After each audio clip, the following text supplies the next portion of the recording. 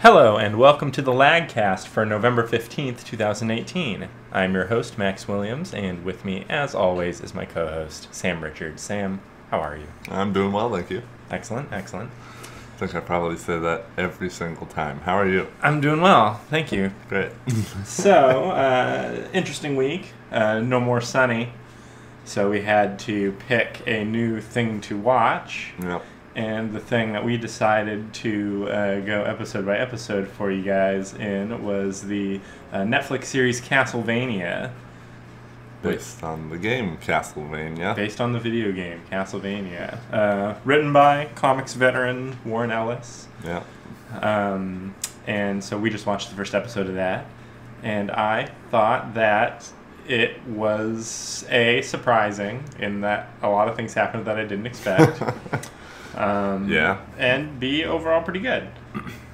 I wonder how much the show expects us to know about Castlevania lore. Like, you know what I mean? Yeah. Because I've never played a Castlevania personally. Nor have I. So I know a couple of character names from them being ubiquitous in, classic video game circles. Like I know there's Belmonts, and I know that Dracula is the main guy, and sure. And there's an Alucard, and that was a name I recognized that we saw in the subtitles. They never said his name in the show itself. They never did, and then he died. Maybe we don't know that. We don't know that. I hope that's not the case. I almost thought that he cut off Dracula's arm. Oh, that'd be cool. Saw the little slash. I mean, he pulled the sword too, right? Maybe. Maybe. Did I totally misread what I was seeing? I don't know. It was all in silhouette. But yeah, it started out really weird. It did start out really weird. Because it's all about this like super modern chick showing up at the castle of the feared Dracula, who is he's Dracula. It's Dracula. People He's seem to a know. vampire. Yeah. Like it's like no big secret, it seems. No, it doesn't seem like it. And she's just so spunky and forward-minded and unafraid of him that I guess they get married. There's a lot of time jumps in this first episode of show. I think there was like 4 time jumps. Yeah, it seems that way. Like, it wasn't until the second or third jump that I realized, like, oh shit, should I be paying attention to these years, like, to tell how much time is actually passing? Because I have not been committing those to memory. Yeah, no, me either. But yeah, like, we get a whole bunch before the opening credits, basically 2 scenes, the them meeting scene and the the Archbishop burning her at the stake scene. Yeah. Which was much more in line with what I expected to see when we turned this on. And that Archbishop, man, what a piece of shit. just a classic evil religious burn people type guy. Yeah. Well, he had a very soft, high way of speaking in his cruel, very cold, pious way. Yeah, he definitely was sneering down his nose for every single line of dialogue that he spoke. Yeah, he was fun. The opening basically focuses on Dracula. There's a couple of ancillary characters. The woman, Lisa? Yeah, Lisa. But very little... Lupu. Right, Lisa, that was so silly. Like, is that from the game? Like, why is it like that? Yeah, why is it Lisa from Lupu? Yeah. But I don't know, the guy we saw at the end was a Belmont, but a different Belmont. I don't remember what the subtitle said his first name was. It told us, but it isn't technically revealed in the show yet. But overall, the animation I thought was a little lacking in places. Like, it seemed a little cheap. Yeah. They kept like cutting away from action rather than showing us things. Yeah, up until the actual killing started at the end there.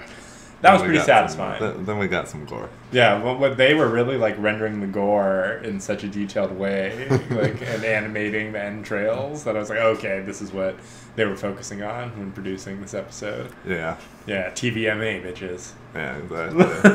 It wasn't just everything's covered by blood. You're seeing bones and spinal cords and eye sockets. Yeah, there's some eye stuff, the claws coming out through the back of a face. Yeah. Yeah, all the classics. Yeah, that's what I was expecting. Yeah, and then we had a conversation between two rude English accented gentlemen about hitting a guy with a shovel for fucking a goat, which is like the most Warren Ellis thing that happened. Like, it's just such a, like, yeah, these guys, rough, huh? Right, having their stupid conversation in the pub about a dude fucking a goat. And that was real unclear because it seemed like that was happening like right around the same time as Dracula unleashing his demon horde on the town. But then he's like, the horde is moving towards this, and I was like, okay, wait, is this months later? Is this weeks later? Is this the same day? Like, the horde has a name. It's called the Horde. The Horde. It's spreading around the world, and word travels fast. Word travels faster than the Horde, apparently. Yeah, I mean, I think we should continue. I don't think we should hop off. I was entertained enough. Yeah, I was entertained enough. Anything else you wanna mention? I was definitely vaguely reminded of the anime Hellsing. Oh, interesting. And isn't Hellsing about a guy named Alucard? Yeah, who is technically Dracula. Oh, he is Dracula in Hellsing? Yeah. Oh, but he's going by Alucard to confuse people? Yeah, to blend in with the commoners. Like Mr. Burns, when he goes in and says, I'm Mr. Snrub. Yeah, exactly. Yeah, I can't remember why that is. Oh, it's because he's like an agent of powerful family or something. Hellsing was one banned in servitude. I always wanted to watch that one and never got around to it. It's pretty good. I definitely would recommend it. Alright, yeah, maybe one of these days. Yeah. Alright, so moving on from that, we'll have an episode 2 review for you next week. Let's move on to the 5th episode of Star Trek Discovery. 5th for us? Yeah, I think it's the 5th. I'm pretty sure. Another long title for this one. It's Magic to Make the Sanest Man Go Mad. And okay.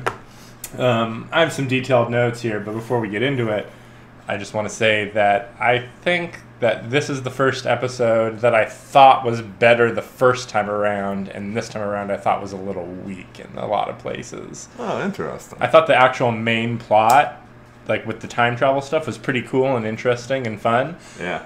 But the really ham-fisted relationship crap, I wouldn't have minded it if it was like better than that, but it was so ham-fisted. When they find the whale in space the first time, and Burnham and Tilly have just been talking about, like, oh, Burnham's bad in relationships and, like, doesn't have time for that. And then they, like, oh, we found this whale. Its species is extinct, not from hunting, but because it just has no time for mating or, like, hunting down. Like, it's so busy.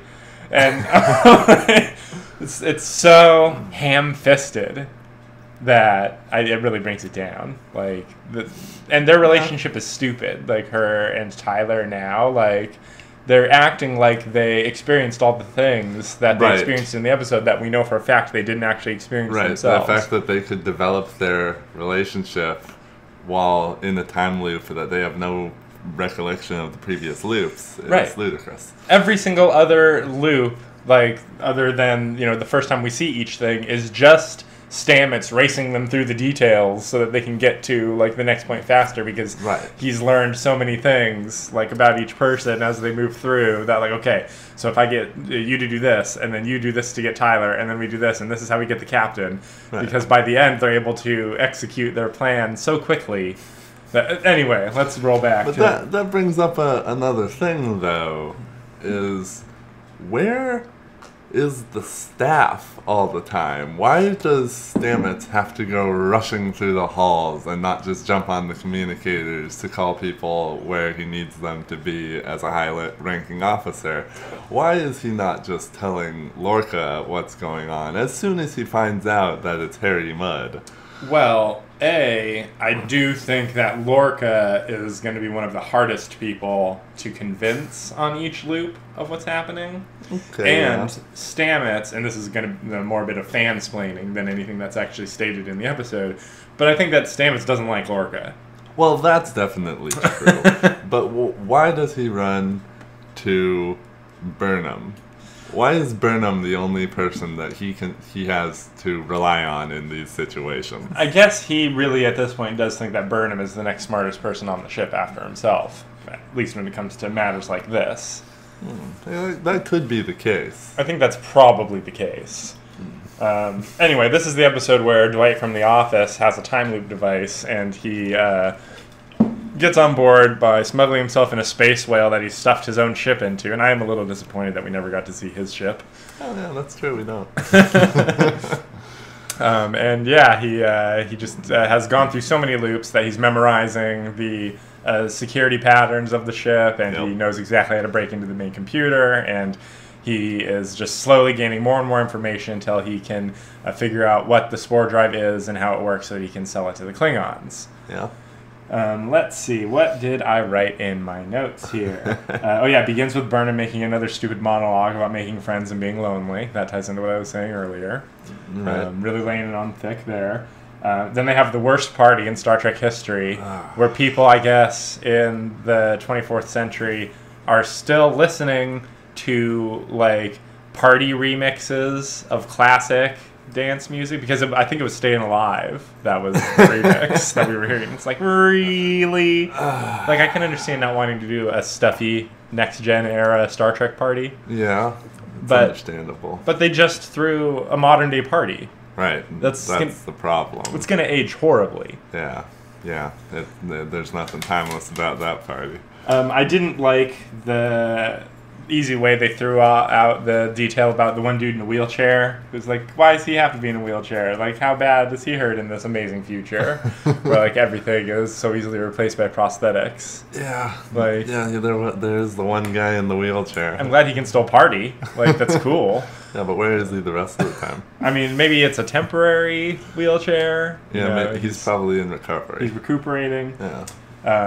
Stamets is hilarious still because he's like just totally tripping all the time, man. Yeah, he's so enthusiastic. It's very nice. He's in the just talking blatantly and openly to everybody phase of coming down from a drug trip, where he'll just like say what people are thinking and confront people with the hidden subtext of a scene. It's pretty entertaining. Yeah, and he constantly seems amazed by everything. Right.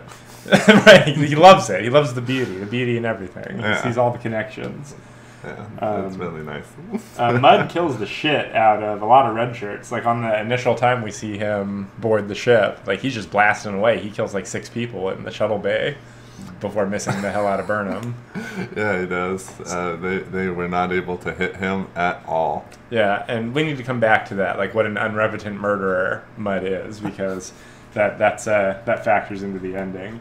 But he did have that cool line where he said, "I'm going to kill you as many times as possible." Yeah, that was fun. He did get to kill Lorca many times. The interesting, almost musical montage. Like, that's a time where I wouldn't have minded putting in some, like, peppy, like, remixed, upbeat party music while we're getting the weird montage of Lorca's many deaths. That's for us. It's not for them, like the party music. It's for the characters. And I really hate how, like, every iteration of this reality, or all these realities that we're wiping between quickly, show the crew like doing jack shit constantly. They're just all standing there with their mouths open. Like, Saru, like, is everything. He's beaming Lorca off the ship. Like, and only Lorca's the only one who's moving, and all he ever gets to say is, "What the hell are you doing here?" But yeah, when he beams Lorca off the ship, that's the funniest. That is pretty funny. Yeah, floating out there in space. Oh man, but still, they're not doing the crew useless. Useless. Except Stamets, who I'd forgotten how quickly it's revealed that he knows exactly what's happening. It's like the first loop. Yeah. As soon as they're on that second one, he's already with it. Yeah. He knows exactly what's happening. Nobody believes him. But let's see, what else did I write here? You're mad. No, I'm Mudd. That's bad. That is bad. That's bad writing. I don't like that. That would have been nixed on the original series. Like, that's too cheesy. That is too cheesy. Yeah. No, I'm Mudd. Let's see. So many ways to blow up this ship. It's almost a design flaw. That's funny. That is funny. That's fine. Let's see. I wrote Stamets' backstory. Oh yeah, we learned the backstory of how he met Hugh. because they were just total bitches to each other right away, and they love that. Right. Yeah, it makes sense. Because he was like, stop playing that music over there. And he was like, I'm going to come sit next to you and play it, jerk. Like, but I like that you told me you hated it. Yeah. It's the beginning of a beautiful relationship. Yeah, that's fine. That's great. Time Crystal. Time Crystal is the super easy explanation. Did they say it was Betazoid? Yeah, they did say it was Betazoid. Man, those Betazoids, why aren't they in charge of everything? I know. They got time crystals now. Time crystals, telepathy, like, they should be, maybe they are in charge of the Federation, and Yeah. we just don't know. That's possible. I mean, the fact that Beta-Z falls pretty quickly during the Dominion War might diminish that idea. You'd think they might, like, fortify their planet a bit better. But hell, if they're in charge of everything, maybe Beta-Z ain't Beta-Z. You know what I mean? Yeah, exactly. Maybe it's not that important. And then we get to the ending.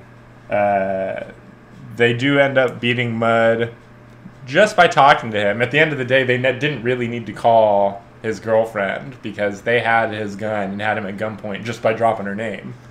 Yeah, but if they hadn't called his girlfriend, he would have called the Klingons. I guess that's true. Yeah, they had to have him call somebody. Although if they're like messing with the ship to make it look like he called the Klingons when he actually called somebody else, I'm sure that they could have just had him. Yeah, had him call a ghost. Like, yeah, that's true. They didn't need to call this weird like super mobster. Yeah, they could have just thrown him in the brig. Yeah, but instead they weirdly give him almost a happy ending. Yeah, it is weird. He gets almost no comeuppance. He doesn't go to jail. No. He just he did not be an adventurer anymore. Maybe he actually wants to be free, and so it's going to be bad. But seriously, like, he killed a shitload of people, and maybe they're all alive again on the final loop, so technically he didn't kill anybody. But, like, for us, the audience... Yeah, you know, he's a murderer. He's a serial killer. You know, they have to end with him in a place where he can show up on the original series. Right, they can't kill him. Yeah. Yeah, but that would be great if they killed him, because then you'd know he'd be coming back. You're not wrong, Mirror Mudd. Yeah. Will they be able to restrain themselves from mirroring everything?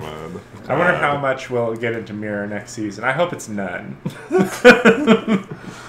You know, you got to take a season or two break from the Mirror Universe like DS9 did. You can't just be dropping that shit every season and turn yourself into the Mirror Universe show. Well, I agree, unless they're going to bring Jason Isaacs back. Right, but they don't even have to really Mirror Universe that, right? They just have to somehow get him back to Prime U. That would be better. Yeah, that's what I'm saying.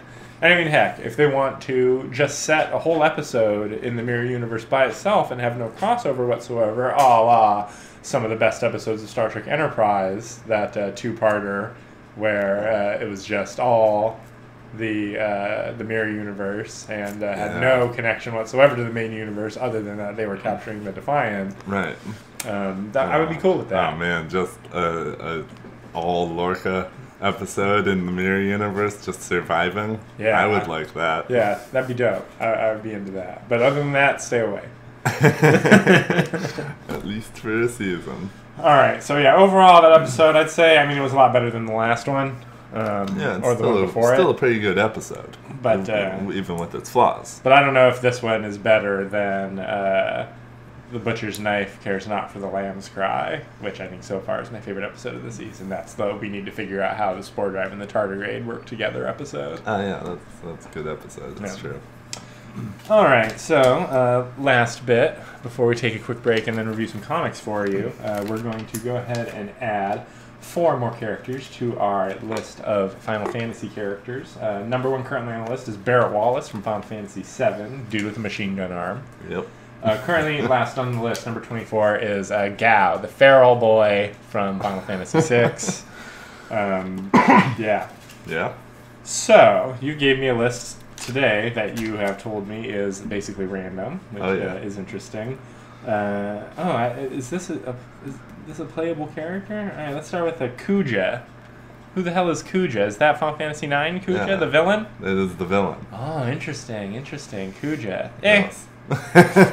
I know. He isn't the most memorable of His look Final Fantasy villains. His look is awful. Like, he just looks terrible. That fashion design that he's wearing is just it's awful. That's true. He is kind of just he wears kind of a loose fitting robe. Yeah, I mean, it's unclear really whether it's a he even until the dialogue makes it clear at some point later. Well, he's a monkey too, right? Yeah, he's the other like weird dimension monkey dude. Yeah. Yeah. I feel like a lot of him is left unrevealed. A lot of the overall backstory that he shares with Zidane. Yeah, it's true. So, yeah, our first villain on the list is interesting. Well, unless you count Cypher. True. Second villain on the list. And I would have to say that I probably like Kuja more than Kyros Yeah. and Setzer. Yeah, okay. What about Amaranth More or less than Amaranth. from the same game? Yeah. He might be more interesting than Amaranth. Yeah, I think so. Alright, so Irvine Kineas. Irvine's cooler. Yeah, I'm with you there. So that's going to be Kuja at number 18. Alright, next, who's Aaron? Arn. Did I spell it wrong? Oh, I don't know how it's spelled. Final Fantasy X? Aaron. Oh, Aaron. Yeah. Oh, yeah, Aaron. A-U. I get it. Okay. Oh, yeah. Final Fantasy X. Oh, Aaron. One of the best. One of the best. Visual design, like that outfit, man, with the arm in his sleeve like it's broken. It's not. It works fine. Yeah, he's just a samurai. It's that classic Ronin style. He's got his jug of booze. Yeah, and he looks like Robert Downey Jr. Looks like Robert Downey. Oh, I've never noticed that. That's interesting. Does he have an eye patch or a scar dye or? I believe he wears sunglasses. Yeah, now I have to look. Sorry for the typing noises, people. But yes, so great to play as. Yeah, the costume, and he introduces you to the game. Basically, he's the first character who's like, "That's Sin, and you're going to another world." Oh yeah, he's like really blatant about what's happening. But then when you meet up with him later, he's like, I can't tell you." Yeah. Well, look, we were both right. He has a scarred, clotted eye and sunglasses. Oh goddamn! It doesn't get much cooler than that. Yeah. I mean, the tall collar on his jacket. Yeah, everything about him is designed to be cool. Yeah, no, excellent. All time, man, all time. So, where does he belong? Where does he belong? Well, I think that he's cooler than Zidane. Yeah? He might be cooler than Cypher. Yeah. What about Waka from the same game? Oh, man. I think Waka's better. I don't know. I mean, Aaron is so important to the game, and like his ending. I know, it's tragic. I would have to put Aaron above Waka. I think so. Yeah. Aaron above Waka. I don't think Aaron is better than Ignis. I think Ignis is better, but Waka, I would have to put him over. Is this a coin flipper? Yeah, I think it's a coin flipper. All right, buddy, call it. Heads. Oh, I finally lost a coin flip. All right. Okay, so below Waka, we are putting Aaron. All right, fine. Let's Yuffie. Let's do it. All right. Yuffie. Yuffie the ninja. Yuffie. Yeah. Meh. I'd have to agree with you on that one. Yeah, like not that useful. Well, it is good to have another ranged character in your party. I suppose that's true. Yeah, you usually want to have at least one naturally ranged character and one character with long range materia, and then one character who uses magic. But is there ever any time where you like need a ranged character and don't have Barrett? Because Yuffie's the optional character in 7, right? Yeah, one of the optional characters. Who else is optional? Vincent. Right, I forgot. Yeah, it's just so important to me to get Vincent that I don't even consider him optional. Yeah. So, yeah, she's whatever. I don't think she's even better than Kuja. Nah, probably not. What about Amaranth? The big blue dude. I like Amaranth better. Alright, what about Setzer, the old gambler? I like Setzer better. Really? Okay, what The about old Kyros? I like Yuffie better. Like Yuffie better than Kiros? Yeah, I think so. All right, that's fair. I'll give it to you. Yuffie. But Yuffie's never important to the story, and the only real cool thing about Yuffie is getting her, because you get to fight her. Yes, but like her little town area and stuff, I don't find it that compelling. Like it's not. And she steals all your materia. I mean, she's pretty not heroic. Yeah, I know, right? Like, why does she join your party?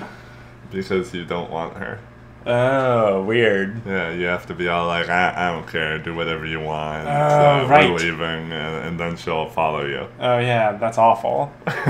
She's the Gale the Snail of Final Fantasy VII. You're right. The guys, like, we could totally hang out. Come on. Salt snail. All right, so last, let's put our first family member, somebody who's related to somebody else, on the list, and that's Edgar. Oh, Edgar. Oh, my God. Edgar is up there. He's one of the best characters in Final Fantasy. Yeah, I'd say so. He's up there. I mean, when it comes to those brothers. I do like him better than Sabin, actually. Sabin feels like the one you're supposed to like. Like, Sabin is Wolverine, and Edgar is Cyclops. And, you know, I've always been a Cyclops guy. Yeah, but I never thought of him that way, but Edgar, I'd have to agree that he's better, but more because he's, like, more the forward-thinking, more of a ladies' man. You know, he's not like the country bumpkin. He's almost like Tony Stark in Final Fantasy VI, because he's got all this high technology, and he's rich, and he's smooth. Yeah, I mean, he has a castle that can move underground. Sand. His castle can go through. That seems way harder than making your castle fly. Yeah, it does. It submerges itself and comes out in a different desert on another part of the planet. Yeah, that's incredible. That's the good shit. Yeah, not to mention some of the best stuff that Prompto or you get in Final Fantasy 15 are just like Setzer's, Edgar's technology, like the Noise Blaster and the Bio Blaster and the machine gun harpoon launcher thing. I never made that connection. That's interesting. I recognize those names as things I'd seen before, because I think Bio Blaster has been the name of some other attacks. Right, I believe it's true. Yeah, you're right. Yeah, the whole tech thing. Yeah, lifted straight from Final Fantasy VI's Edgar. Well, he is great. He is great. Is he better than Sid Highwind from Final Fantasy VII? Actually, yeah. I think I like him more than Sid. So because Sid is above Locke from Final Fantasy VI. Is Edgar better than Locke? Yeah, I think Edgar is better than Locke. What about Zidane? I think I like Edgar more than Zidane. Yeah, me too. Edgar's one of my favorites. Cypher? I like Edgar more than Cypher too. Auron? No, I like Auron more than I like Edgar. Yeah, that's as far as I'm going to go too. That's Edgar, placing, much higher than his brother. Alright, so that was 4. We'll be back next week with another 4. And we'll be right back right now after a short break. We'll be right back. Yep. Back. Yep. And we're back. We got a slate of new comics for you this week. The first one we're going to talk about, or I'm going to talk about because only I read it, is Mr. Miracle issue 12 by Tom King and Mitch Gerads. So, are you familiar with the film Jacob's Ladder? Jacob's Ladder. With starring Tim Robbins. I haven't seen it. It's about a guy who's in Vietnam and he gets shot and he's injured. Then he goes home and lives his life for some amount of time. I don't remember if it's months or years or what. And it's just regular life, but he keeps having these horrible visions of horrible things that he can't explain. And it seems very much like it's PTSD the way the movie's playing it off. And then at the end, it turns out that everything we've seen after him getting shot is just the fever dreams of a guy dying in a ditch after being shot, and cuts back to the first scene and the movie ends, and it was oh yeah, no, none of that happened. That is what happened in Mr. Miracle. Remember how he killed himself in the first, or tried to kill himself in the first issue? Yeah. By cutting his wrists, and all of this has been the reaction to him doing it. Yeah, in this comic, they lay it bare that he did die, and he went to the afterlife. They alternatively call it heaven and hell, depending on who he's talking to during this issue, which is all him talking to people about what's been happening. Ooh. And they tell him that, yeah, he's in the afterlife, and he could have escaped, and he almost did, and then he decided to stay. And the issue is just more of the mundane, everyday, like Scott Free living his life with his kid and his wife, and now they have a new kid, and he's living in this weird, everyday, normal-ish life that is actually heaven/hell, and he doesn't want to escape. And yeah, it all seems like a big joke, because on the first page here, the artist has chosen to depict several semi-famous people from the podcast scene specifically. Here's Scott Aukerman and Adam Scott. This is Paul F. Tompkins. And these are the here's Dan DiDio and Jim Lee, the publishers of DC Comics. Nice. And then here are Paul Scheer, June Diane Raphael, and Jason Mantzoukas from the How Did This Get Made podcast. Now, several years ago on How Did This Get Made, they watched Jacob's Ladder. And ever since then, it's become kind of a joke on the show, How Did This Get Made? To any time something happens in a movie where somebody gets injured and then a bunch of crazy shit happens after that, Jason will posit that, oh, maybe this is another Jacob's Ladder scenario. And eventually, like, the crowds at their live shows would get into it and suggest that movies were Jacob's Ladder scenarios. And I think they maybe even did a t-shirt. And like it's I think it's one of the main memes associated with this popular podcast that they drew these people into in this comic. So it all just feels like a big goddamn 12-issue joke by Tom King. It's like, haha, he bought 12 issues of comics and it's a Jacob's Ladder scenario.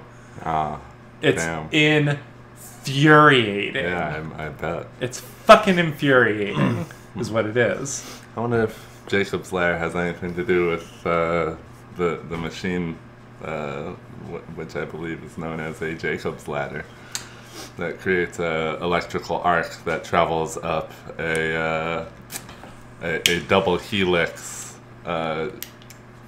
coils that never touch, but they wrap around each other, and you hook that up to a battery, and it sends an arc up the thing, and it twists, and then it disperses, I guess. It seems so specific that there must be a relation one way or the other. Right. Like maybe the movie took its thing from this electrical thing, or the other way around. But yeah, I'm curious. But yeah, so I have to give this comic a 2 out of 10. Damn.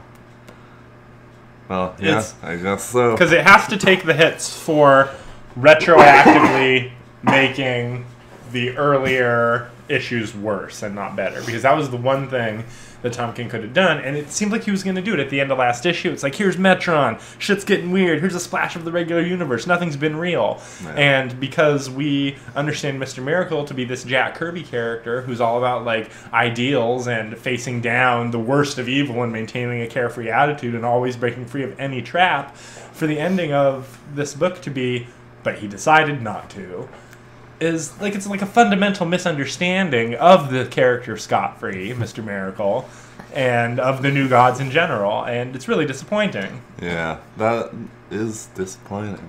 You know, it guts the story, as they would say in that episode of Deep Space Nine, Far Beyond the Stars. You can't just make it a dream. Yeah. Yeah, you no can't. Stakes. Right. And I mean, they tell us there were stakes, that what we were seeing was his metaphysical battle to escape from the afterlife. And apparently all he had to do was, like, actually sacrifice his son to end the war the way that his father did. Like, all the stuff that we were seeing with, you know, him sacrificing his son to Darkseid, and him deciding not to do that is what it was his choice to remain in the hell that is being a dad with a wife and 2 kids. Like, what is Tom King trying to say? I think he's a dad. Like, is he trying to say, like, my life is hell? Like, is it or like regular everyday life is heaven/hell? That's really stupid. Yeah, maybe he's doing it. Maybe it's a biblical thing, you know. guy who has to kill his firstborn, or a brother who has to kill his other brother. That's a thing that happens. Yeah, New Gods is like steeped in that shit normally, but yeah, and it is supposed to be that, but instead he made it like, nah, I'm just gonna stay home and get diapers for my kid and chill out with my wife and have weird conversations about how we know shit ain't real, but here we go. Not satisfying. You know, I'm lowering my score to 1 out of 10. 1 out of 10. 1 out of 10. Not even worth buying. 1 point for being well illustrated, despite not illustrating anything interesting. Moving on. Wow. Yeah. Okay. So from that we move to Superman by Brian and Michael Bendis, and is it Scott Reese? Ivan Reese. I always forget. Ivan. You gotta remember. And I actually thought this was a pretty alright Superman comic.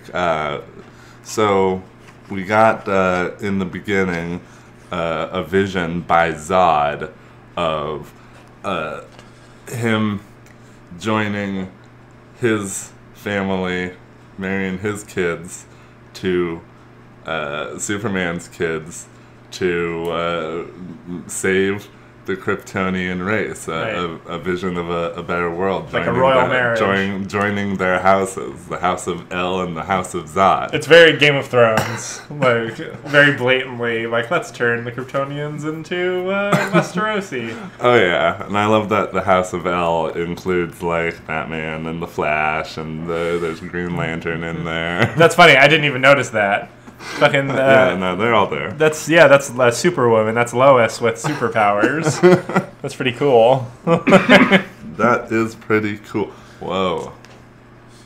I just thought of something. We did see that there is a rock that would give somebody all the powers of Superman. Yeah, like golden kryptonite or platinum kryptonite. Platinum kryptonite. And this is maybe a vision of the future.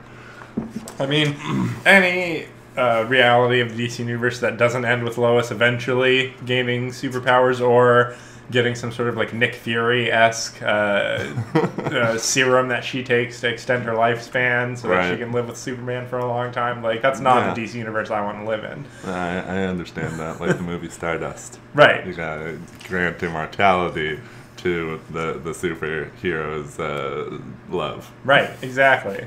Yeah, the DC universe has got to be a universe you want to live in, not like Marvel. Yeah. Marvel's just our world, but superheroes. No, it's true. So, moving on from there, Superman is... His vision does end with Rogol Zar attacking the wedding, so it's interesting that his vision includes Rogol Zar, who he maybe doesn't know who he is. It doesn't seem like he knows who Rogol Zar is, but he's having visions of Rogol Zar crashing the wedding and killing everybody. Yeah. So that's no good, and he wants no... Well, he wants to make sure that doesn't happen. Yeah, and I just want to say, like, I have no idea what the status quo is. Like, why Zod is just out and around, like, to do whatever with Ursa. Like, I have no idea where these guys showed up last in comics. It's interesting. But here they are. Yeah, he's got his own. That's what's important. He's got his own Z chest symbol. That's like a evil version of the Superman symbol. I like that. Yeah, we got ourselves the Dark Superman. He's in the mix now. He's in the mix. He goes to find Superman. Yes, and in a pretty cool scene, despite Adam Strange talking, really, like, basically Adam Strange is Flash in this issue. He's the person that Bendis has decided is the funny one for this issue. Right, yeah, the fool for the issue. Yeah, I noticed that. Yeah, although Ray Palmer acts pretty dopey when he shows up. But that's true. But, yeah, so we got him. He's been flying around in space where the Earth used to be when Zod shows up looking for Superman, and there's no Earth. Where's Earth?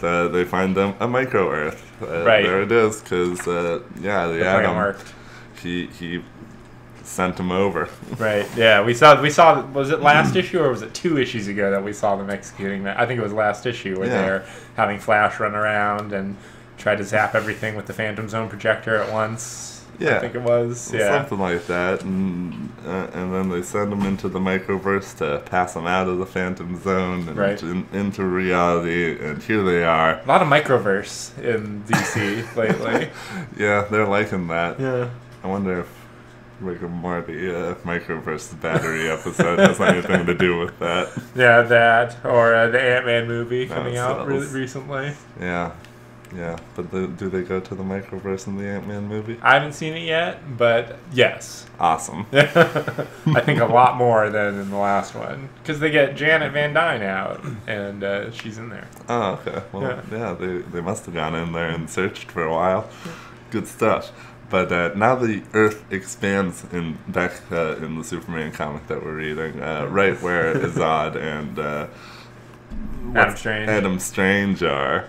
Yeah, and this was actually a pretty good scene too. The Earth is expanding so fast that they're getting swallowed up by the oceans and everything, so they have to fly away as quickly as possible. Yeah, it looks like a tall building cracks right through Adam Strange's helmet because this Earth is just growing so fast.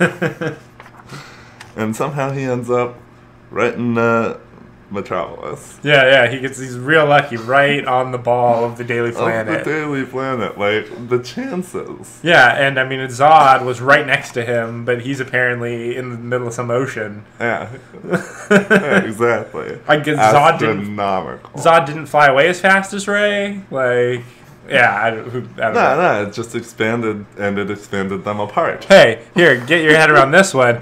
Why, when Ray's getting pushed up by the expanding ball, is that the whole Earth, or is that the Daily Planet ball? I believe that's the Daily Planet Then ball. why is it so much larger than him, but then when Earth is fully grown, it's like not that much bigger than him? Nah, I think they're trying to depict it as almost the same size, because by the time the Earth is big enough that the Daily Planet is this big, then a mile more that it needs to grow would only make it, like, that much bigger. Look how much it's tiny. Look how much it's expanding in the previous panels.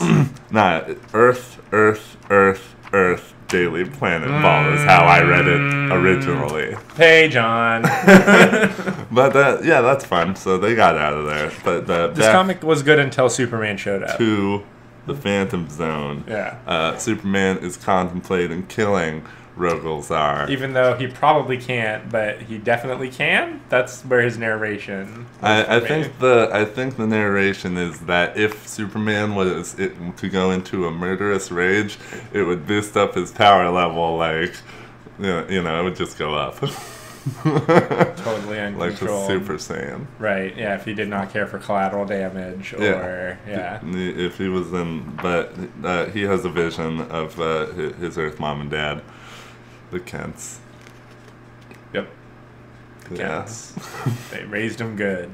And they raised him good. And that's sweet. So he's going to go and talk to Rogol-Zar about why he's so mad. Yeah, why are you so mad? I'm going to grin at you some, maybe try to make you mad, or reveal something to me, Mr. Crazy Eyes. Like, this page, for some reason, I was really studying Rogol-Zar's two eyes, because I was like, okay, which one's the original eye?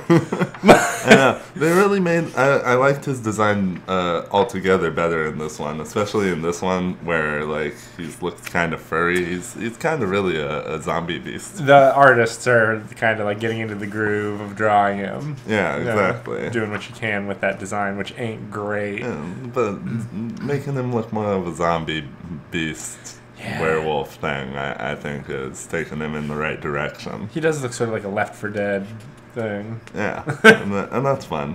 But Superman's not going to kill him, and Rogol-Zar knows it. But then Zod comes in with I am Zod. Well, because Zod gets here because it's great. Like, he flies into Ray Palmer's lab, and it's like, is that the Phantom Zone projector? It's like, yeah. Like, shoot me with it. Shoot me with like, it. he don't know where anybody is. Like, he knows exactly where everybody is. Nobody has explained anything to him. But man, he know, and he shows up there, and man, he mad.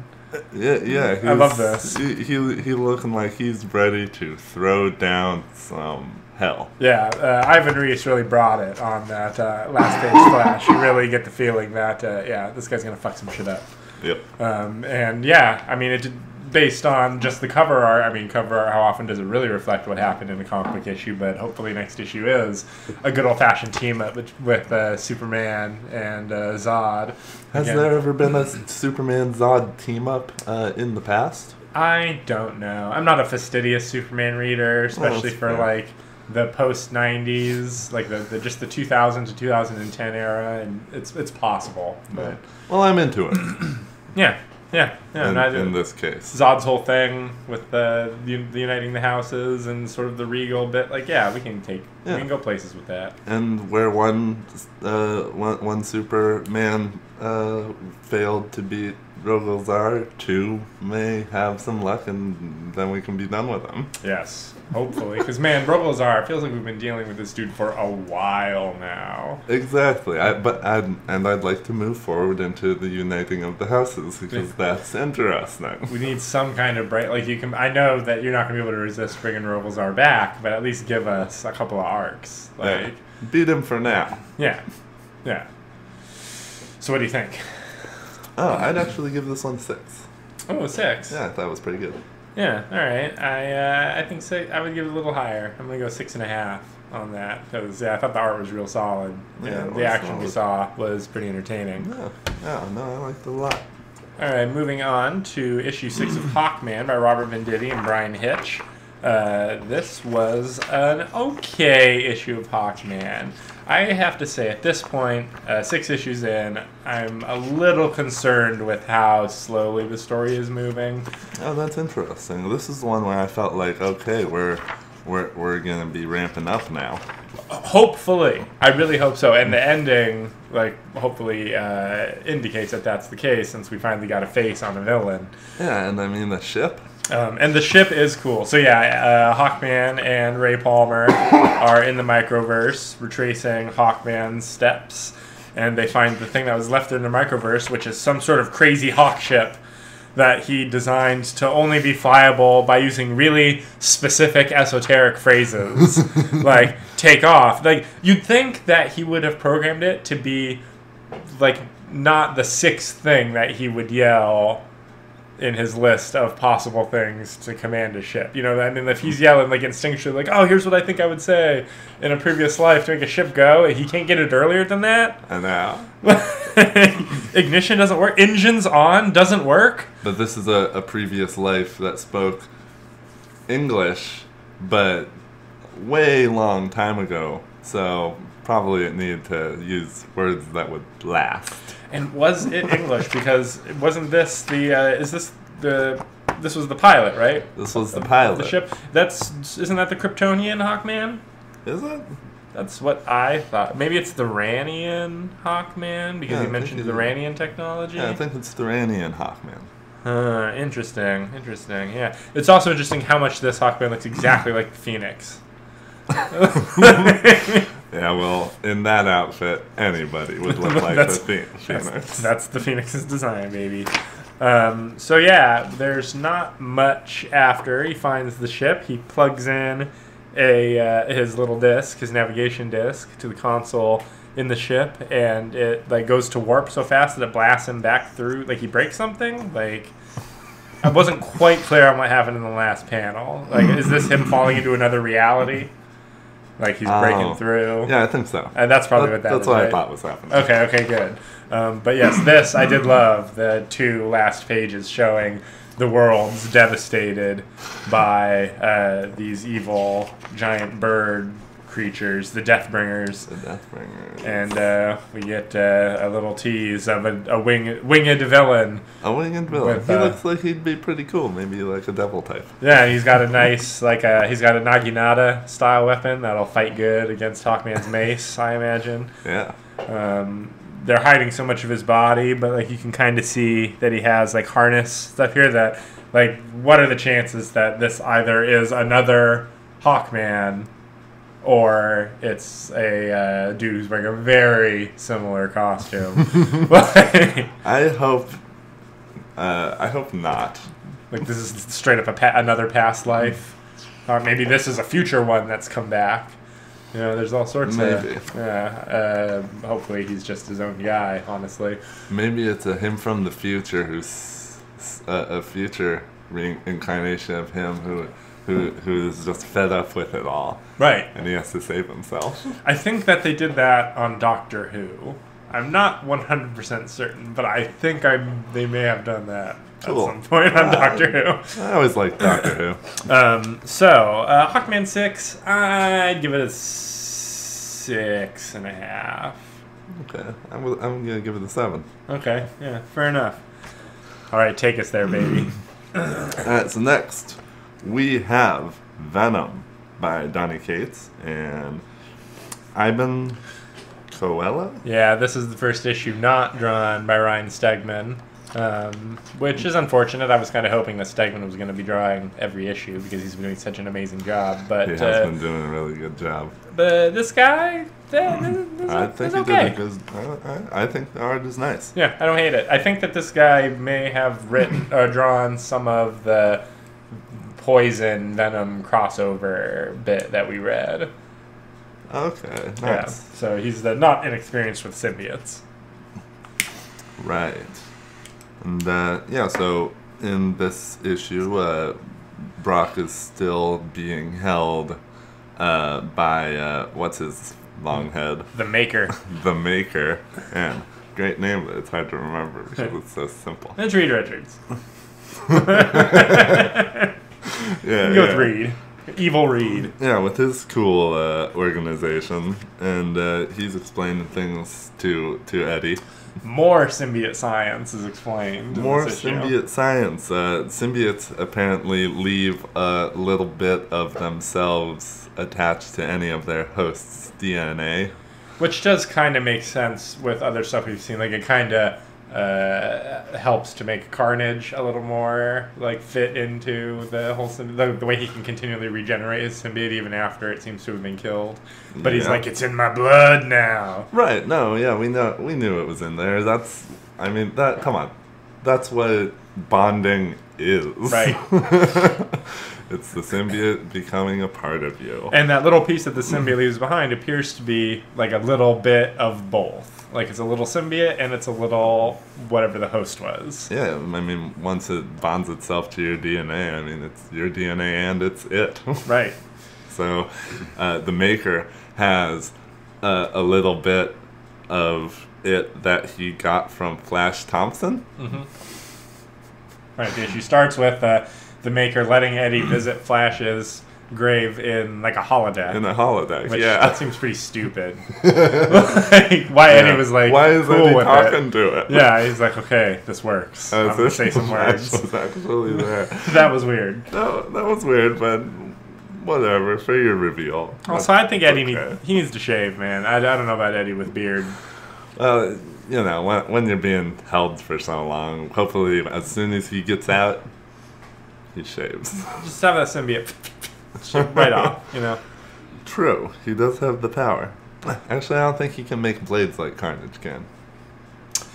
Really? He can't make a sharp edge? Interesting. I hadn't thought of that. I don't think he ever does. But the symbiote could just pull all the hair out by the follicles like a wax. Yeah, that's true. And then just instantly heal the spots? Yeah. Yeah, that's true. Anyway. The Maker, he makes some threats against, who does he threaten that makes Eddie so mad? He's gonna go and exhume Flash Thompson's corpse from the gravesite so that he can, like, dig out his organs and learn more things. Oh, yeah. And Eddie... Eddie don't like that. Man, Eddie really likes Flash. Like, I know they bonded a little when they were working together in that one crossover, but I feel like they didn't really know each other. I mean, it's more, I guess, that the symbiote liked Flash. Yeah, I think it's mostly that the symbiote likes Flash. Yeah, it's interesting that even though the symbiote has like no mind of its own now, really, he can still fully disconnect it from its body and like command it to do things. That is weird. Yeah.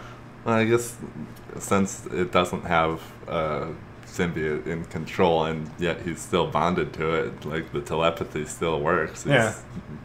Yeah, he's controlling it. He still has that little bit in him. Yeah, exactly. So yeah, he kicks the shit out of the Maker. Man, I'm like actually surprised at how thoroughly he kicked the Maker's ass, because the Maker's one of those guys like, yeah, he's just Reed Richards with Reed Richards powers, but he's also one of those guys who's like, I can't believe he doesn't have like Syndrome from The Incredibles style, like, machines set up all around to, like, instantly take Eddie down should this happen. Yeah, and it's strange. Yeah. He seems like the kind of guy who needs to have some, like, T-spheres, like Mr. Terrific, just, like, floating around, watching his back. Like, it seems like an oversight for this guy who's supposed to be an all-encompassing genius who's 15 steps ahead. Yeah, you didn't think of him just slamming you against the wall and then the floor, did you, genius? I mean, like, the random guards that Eddie then has to go face are more of a threat. Right, that's the next thing. And they're properly equipped, which makes trouble for him because they got sonic guns. But Eddie breaks the vial that's holding a little bit of Flash Thompson symbiote bond to it. Yeah. And he absorbs that.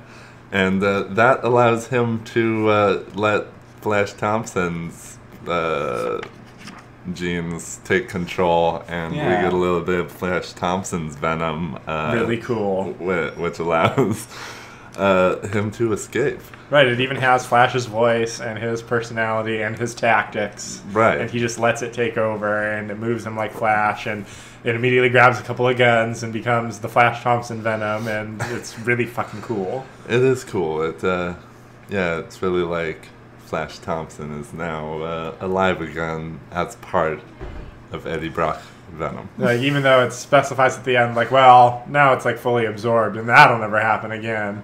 But still, which like, is too bad because then the symbiote could just be like accumulating over its lifespan more and more individuals' personalities and kind of be a a trill. I was getting like sort of a like almost an anime thing out of it where like some of these pilot, like a Gundam thing. It's like, all right, I can be the pilot, or I can let the Gundam system take over and like make me more effective. System. Right, the dummy system, like a dummy system for the symbiote. Pretty cool, but.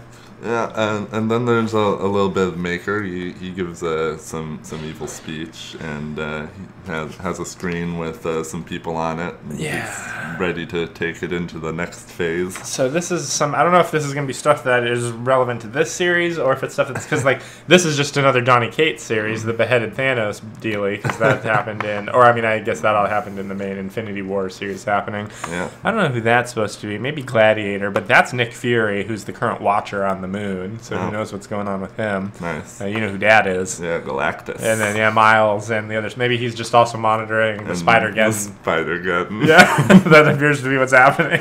Yeah, probably. It's just what's going on right now in the universe. Right, he's got cameras everywhere. Are you kidding me? He's got cameras watching fucking Galactus and the Silver Surfer out on some asteroid belt. He's got a camera watching a weird-ass molecule.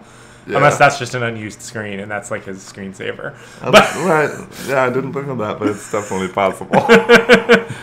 So then Venom goes to the real Flash Thompson's grave and says some more words. Yeah, he says some more words, and then he walks away. And then we get some cult stuff going on. And then... some cultists have gotten a hold of a little bit of symbiote DNA. They're the ones who stole the Grendel symbiote's little they stole the Grendel. Right. And, they're going to use it to bring their Lord and Savior back from the dead. See Cassidy. Oh, yeah. Cletus, baby. Now, the last time we saw him was in that Poison series. Remember where he had been poisonified and, left off in deep space, like nobody knows where he was? Oh, yeah. And he looks fucked up in that capsule, so... Yeah, no, he's dead. Yeah. But yeah, Carnage, baby. Carnage is coming. Oh, man. And I think next week or the week after is, the Carnage one-shot, because that's the next web of Venom single issue. And that's where this is gonna continue before Carnage inevitably shows his face. Yeah. So what do you think? Well, for that reveal... I know, right? 7 out of 10. Excuse me. Yeah, between the reveal and the action sequence and beating the crap out of the Maker, I gotta give it an 8. Alright, a solid 8. Alright, moving on to our new number 1 for the week is Electric Warriors by Steve Orlando and Travel Foreman. This was a weird one. It was interesting. So this takes place in some far future where, like, something happens to animals that made them walk and talk and be anthropomorphic. Yep. And humanity became like a subjugated race.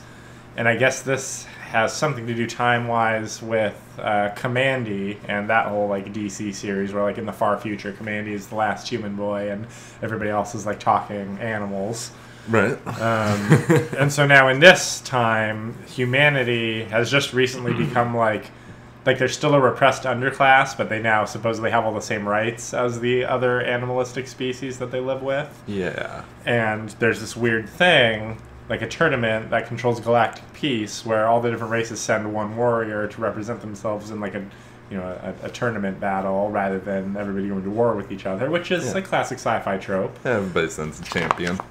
So there are two twists to the trope in this issue. One is that Earth is being allowed to submit two champions to this arena battle because they're going to let a human go along with their regular champion who was going to be selected no matter what. So humanity is like a weird diversity hire. Yeah. In this. And the other twist is that the human champion ain't the human champion. It's his angry brother who hates the other races. His angry older brother, yeah. Yeah. Because, A, he assumes that this whole thing is going to be like a death sentence, so he's going to go so his brother doesn't die. Yep. And B, because he just wants to like throw a wrench in the system, for sure. Like, he wants to show how humanity is good, better than you think. I'm assuming that this guy is going to go through some character growth in this series, and that's what we're seeing, is that he starts out as basically a racist. Yeah. Like, he's like a repressed underclass who is like angry at the establishment, and but he probably can learn a lesson, I tell you what. Yeah, probably. And then the final reveal is that the mastermind in charge of this whole galactic empire dealy thingamabob is a classic DC character, Firestorm. Firestorm. Some old evil-looking version of Firestorm that is some mix of Robbie, what's his name, and Martin Stein, and maybe the other guy. Who knows? Yeah. Maybe Stein isn't a part of it, and it's the other two guys. They like to do that. I don't know. We'll see. It's very unclear from the art who we're supposed to assume this is. Oh, yeah. Too evil. Yeah. But yeah. So I think I'm probably going to get the next issue. Yeah, okay. I'd read the next one as well. I think this was all right. It was too much setup. It was all set up. Yeah, that's all it was. But I have hopes. Right. I like the sound of like this spark lightning thing that everybody gets to possess and give them powers, maybe. Right. And he's got Superman's cape. And he's got Superman's indestructible cape. Indestructible cape. That's an interesting twist. This may tie into some Legion of superhero stuff, but I wouldn't be able to tell you because I've never read a Legion comic. Right. Yeah. I'd give it a 6 out of 10. Yeah, I'd say 6 is the right spot for this. Worth reading. Worth reading. After that, we got issue 2 of Murder Falcon by Daniel Warren Johnson and Mike Spicer. Yes, Murder Falcon. Murder Falcon, and I'd say that this issue is just about as good as the last issue. It's another issue of Murder Falcon. It's another issue of Murder Falcon. We got the guitarist playing and Murder Falcon's punching, and now in this one they get their friend, is it Johnny? Yeah, Johan into the mix. Yeah. Yeah. Yes, the bassist. The bassist of the group. And so they have to go and find the right bass for him, one of those special holy instruments that will, really it's not right to call them holy. Yeah. But almost unholy. Right, exactly. But they're powerful artifacts that can channel. Is it the heavy world? Right, the heavy, which I think was the coolest thing about this issue. The lore, yeah. Yeah, we get this picture of the heady, the heavy, and it's like this dwarven realm with like underground caves, it's huge bridges, and there's this big old, huge Anvil. With a big old hammer on the chain hanging ominously right over it. And there's guitars and stuff just like lined up along the path. It looks like a cool place. There's like skulls and stuff. It's 100% the fantasy realm from that Jack Black video game. Right. Yes, the power of rock! Yeah, exactly. Yeah. The power.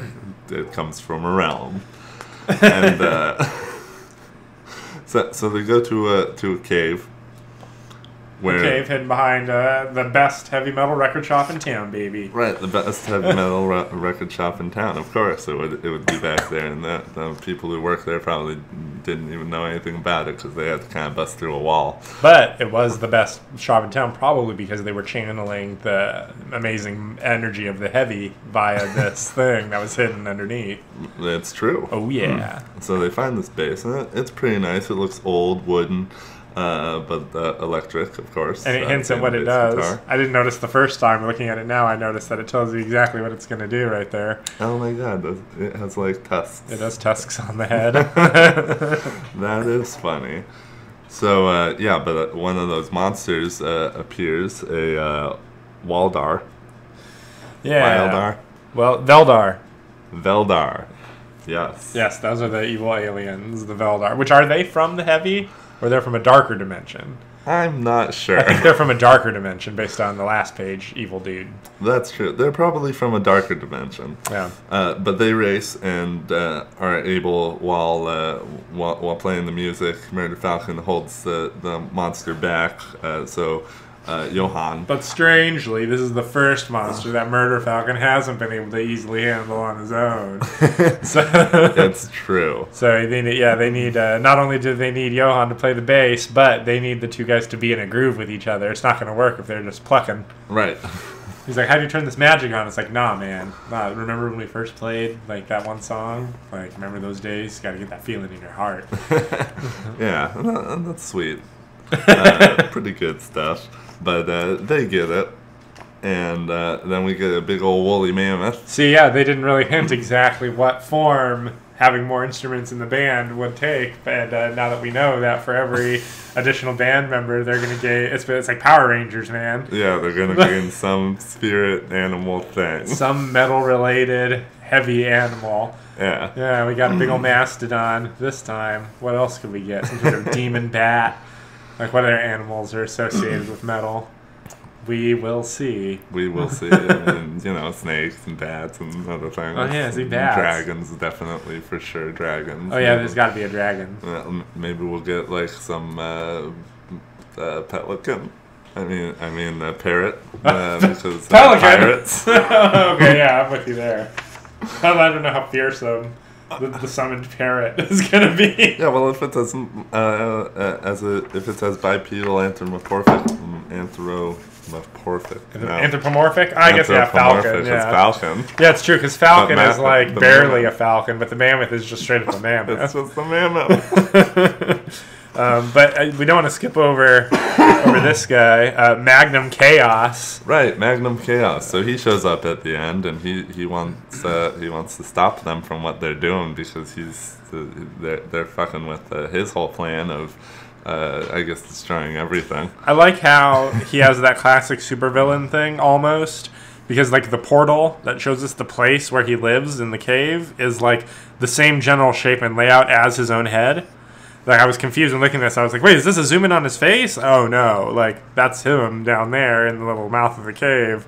But his head just happens to look just like the cave. I thought he was looking through, like, a rupture in space. And it's just like we get him looking through in the sky, but then here he actually is on a mountain. Maybe you're right. But it's unclear. Actually, yeah, he is in the mouth of a cave. Yeah, with a cave which is, like, outside of a dimensional... Like, I'm not sure what... It looks just like him. It has an eye. It has an eye. Just like him. Just like him. He actually has two eyes, but one of them is huge and coming out of the side of what looks like an alligator's head that's coming out because he's all like the thing from outer space. He's got another little eye. Actually, he has a third eye as well on the side that's like a big old bulging thing. Yeah, it's weird. Like, you can look at any two of the eyes, and it really fucking changes the look. Yeah. Oh, man. All right, so what do you think of Murder Falcon 2? I'm throwing out a lot of 6s tonight, but I'd also give this a 6. Yeah, I think it's a 6. It's okay for now, but if it's just going to be this for a bunch of issues, I don't know. Like, it needs to get a little more compelling. Yeah, exactly, and that's why the lore stuff is so good. I want to get more into that. More lore, less our main character is depressed. Yeah, that's what definitely. I'm thinking. All right, moving on to the 5th and final issue of Cosmic Ghost Rider by Johnny Cates and Dylan Burnett. And so it's just the end. It's the big knockdown, drag-out fight between Cosmic Ghost Rider and the Thanos that he raised on the prison planet that the Thanos created. And they fight. It's not really much of a fight, really. Ghost Rider kind of just kicks his ass completely. Yeah, he kills that Thanos. Leaves that timeline using a slider cube given to him by Hope, who is holding it for Cable, but this reality is going to get wiped out anyway. Yep. Because he's going back, and he's going to put baby Thanos right back in his crib. And, it all never happened. But one thing did happen, which is that, as Lady Death reveals to him in the final conversation, he taught Thanos how to kill. And it was always, I guess, just ordained that it was going to happen this way. Yeah. And that's it. He rides out into the cosmos of, I guess, the early Marvel Universe. It doesn't indicate that he slides anywhere, but if Thanos is still a baby, like, who knows where he could... I mean, it says right here he's going to show up in Guardians of the Galaxy, but... yeah, that's it. Cosmic Ghost Rider. It was a lark. You know, here's this funny character, here's a quick thing we can throw together starring him that you can buy. Yeah. It doesn't really make any difference. No, that's how it felt, it's true. Yeah, so, I mean... I like this one a little less than all the other issues. Yeah, the other ones at least had, like, fun escalations happening, and this one was just, like, the end. Yeah. Yeah, 5. I agree. Bring us home. Last, and not least, is issue 3 of the new Fantastic Four by Dan Slott and Sarah Pichelli. Yep. And, so last time... Feels like a long time since the last issue came out. It does feel like a long time. But last time we saw Reed Richards and Sue Storm and their kids going around creating universes, having a good old time. Yep. But then the Griever showed up. And the Griever is an idea manifested into form. And the Griever destroys universes and has chased them through many universes until they finally said stop. And they summoned all of the Fantastic Four that there have been. Ever. Yeah, anyone who's ever joined the team provisionally, including people who haven't in previous Marvel comics, as Iceman. Right, Iceman. Up. Yeah. That was funny that they wrote that in there. Yeah. I'm actually surprised, considering how easily Iceman and Johnny Storm fit in with each other, that there's never been a time previously that Iceman didn't go on one adventure with them. That is funny. But luckily, Reed Richards figures out that though he had tried to solve the equations that led to the destruction of the universe many times, he was never able to find a way, and he could always hear the Griever in his head telling him that he lost. Right. And the memory of that leads him to believe that the Griever said that to him way back when he was writing his equations, because he was getting close to the answer. And it didn't want that to happen. Didn't want that to happen. So he comes up with a plan, and wham, bam, boom, off from there we go. He just sends out Flamer and Rockboy all he wants. They're just so thrilled to be back with the gang that they're going to do everything at the best of their... they're going to be at the top of their game, and they're having a great time, and that's a lot of fun. Yeah, I like that. The whole time, Griever's just like, you can't do nothing. I'll stop you. And it's good stuff. There's some fighting going on. There's good action sequences, but the fight seems weirdly low stakes because, even though we're seeing fight happening, nobody seems particularly worried about fighting this manifest idea. Like, they do kind of. Like, Franklin's a little, nervous about fighting her, but then Reed's kind of nah, don't worry, everything's going to work out. And then we get the little narration box. Narration box. She's good at destroying Molecule Man because he's like a universe, but, she ain't good at destroying little things. You ever tried to crush a molecule? Right. Have you ever tried to squish kill a microorganism with your finger? It's not so easy. And from that point on, it does feel low stakes because it feels like, she keeps zapping him, but she zaps Spider-Man quite clearly, and he's up again real soon.